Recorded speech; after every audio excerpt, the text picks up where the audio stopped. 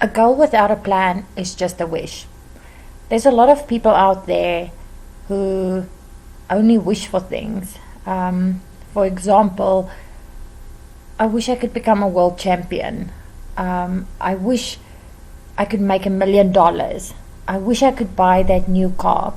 But a lot of people wish, but they don't really have a plan to actually get that. And so many times it's actually possible to achieve all of these things, but it's only possible if you have an action plan. So make sure that you've got a plan and stick with the plan and make this plan then a reality.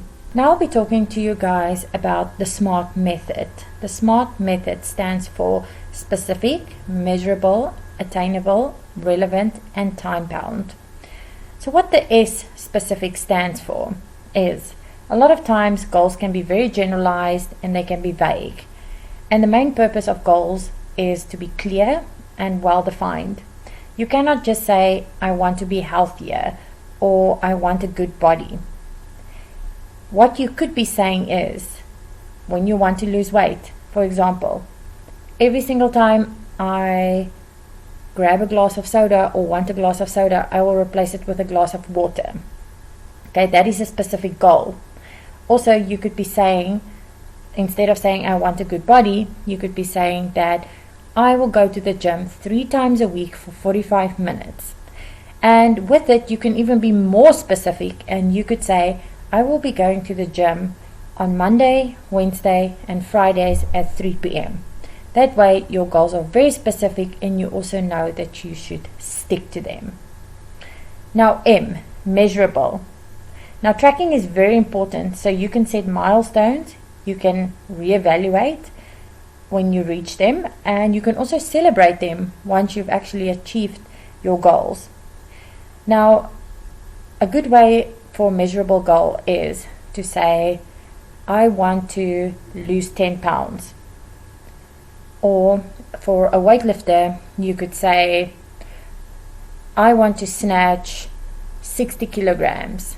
Okay, you can measure that. If your previous weight was 55 kilograms, now you want to set 60 kilograms, you can measure the 5 kg difference.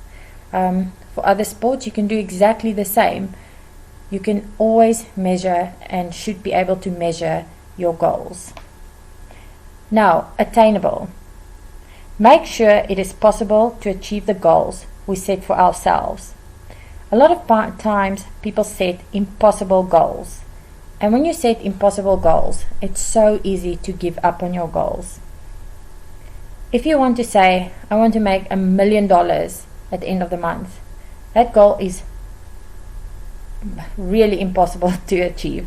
But if you say, I want to make an extra $100 every month, I want to put away in the bank, that way it is attainable. Now, relevant. When it comes to being relevant with your goals, a lot of times people pursue the wrong goals. So your goals doesn't meet up with the direction you are going with your life and with your sport. So always make sure that your goals and what your life plans are follow in the same direction. Now T, the time bound. Okay, time bound means that there must be a time limit. When there's a time limit, you can actually push yourself to work on it. If you have a month to do something, even if it's a small little task, often people leave the task to the very minute to do that because they have the time. But when you say, I'm going to finish my project by the end of this week so I can have an extra 3 weeks to study for my exams, or I will make sure that I do all my visualization exercises at 3 p.m. every single day after my training. These have time limits or time bounds. So this is why it's important to make sure that you set SMART goals. Here is a worksheet that you can run through to set mental goals, physical goals, technical goals, and nutritional goals. I also have a very good example in the workbook that you can run through, and you can put in your own goals or give these goals to your athletes. I wrote on this worksheet that you can put 3 goals for each one. So, for example, a mental goal could be, I want to work on my visualization. Goal 2 could be, I want to work on goal setting. Goal 3 could be, I could practice getting into the zone. Physical goals, there can be a few different physical goals that you can set, but physical goals could be, I want to lose 10 kgs. Or a physical goal could be, I want to lift 5 kilograms extra by the end of the month in squats or snatch, clean and jerk, etc. Your technical goals, that can be for your sports that are very technical, that you can work out with your coach. Nutritional goals could be, I will be replacing soda with water, or I will be following my macronutrients and following X amount of calories I'm consuming for each day, and set specific goals when it comes to your nutrition. Or I will be replacing sweets with fruit. These are nutritional goals that you can be setting for yourself. Another worksheet you can run through. Now with this one, you could be writing down, what am I doing now? This could be with your life. For example, if I take a weightlifter again, I could be saying, what am I doing now? Write all your lifts down, 1, 2, 3. What do you want to do 1 month from now? So I could say, I want to improve X, Y, Z in kilograms in 1 month. What do I want to achieve 6 months from now? What do I want to do 1 year from now? 5 years from now? What is my long-term goal? That could be something like going to the Olympics or winning a world championships. And then what is your dream goal? Now, even with these goals, there's not a lot of space that you can write, so you can always write on extra pages. And once again, it's very, very important to be as specific as possible when you set these goals. Now, how am I going to achieve this? The most important thing is write down your action goals. I want to lift X amount of weight for Nationals 2020. So if my Nationals is in August of 2020, you can write down, this is what I want to lift. I want to increase in 10 kilograms by the Nationals.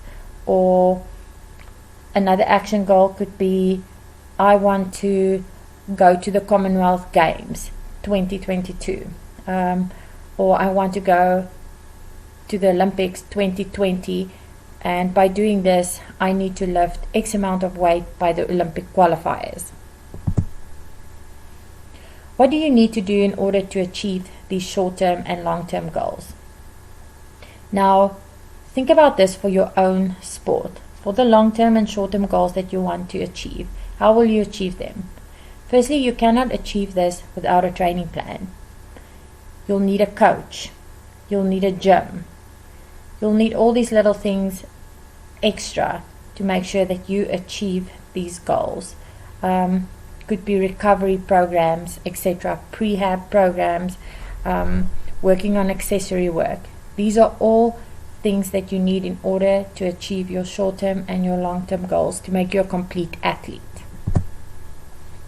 Now, how can it be measured?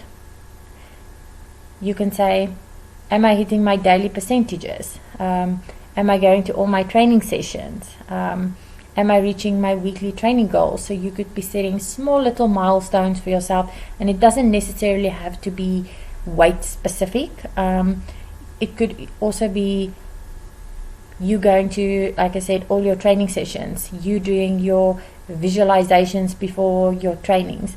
And at the end of the day, you need to remember that all these little things that you do add up at the end of the day, again, to make you a complete athlete. Now, the resources you will need in order to achieve your goals. A lot of times you want to achieve a big goal, but in order to do so, you need to realize that there's certain things that need to be in place for you to achieve these goals. And a lot of times these could be fundings from government, it could be from sponsors, it could be from family members, or it could just be you doing an extra work in order to make money to help yourself to achieve your goals by paying for the resources. Now, examples of these could be money for food, supplementation, recovery massages, all these necessary things that you need in order to help you be the best athlete you can be.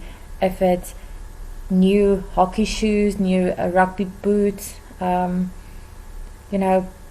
these little things at the end of the day make a big difference when it comes to achieving your goals. Although, do not forget that the hard work you put in your training is just as important.